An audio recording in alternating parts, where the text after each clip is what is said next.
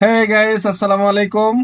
আজকে আমরা এত চমৎকার একটি ভিডিও আপনাদের সামনে রিয়াকশনের মাধ্যমে তুলে ধরবো। চেষ্টা করলে কি না হয়, এইটুকু বাচ্চাদের ট্যালেন্ট দেখে আপনি অবাক হয়ে যাবেন। এবং গ্রাউন্ডটা যেটা আর কি যেখানে খেলছে সেটার মার্ক একেবারে জিরো। এদের ট্যালেন্ট দেখবেন 100-তে 100। আপনি ন্যাচারাল ট্যালেন্ট।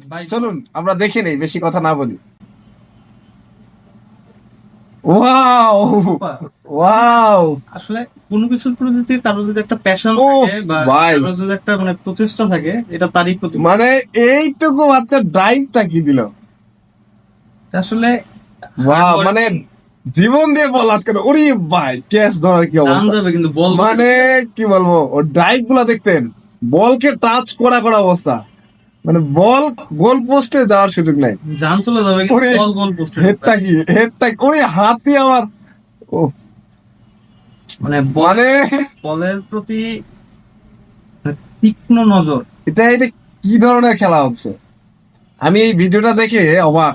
চমৎকার সেভিং। মানে এতটুকু বাচ্চাদের, মানে গোলকিপারের যে অবস্থা!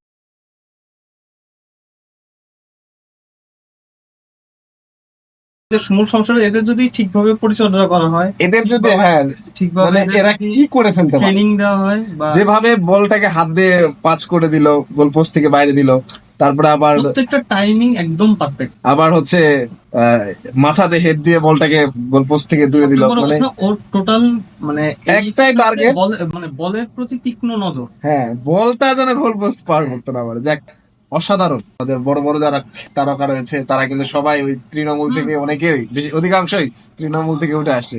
হয়তো এরা উঠে বিখ্যাত আসবে। পেলে বলতে পারে না, এটা নাম না বলি। তো যাক, ভিডিওটা অসাধারণ।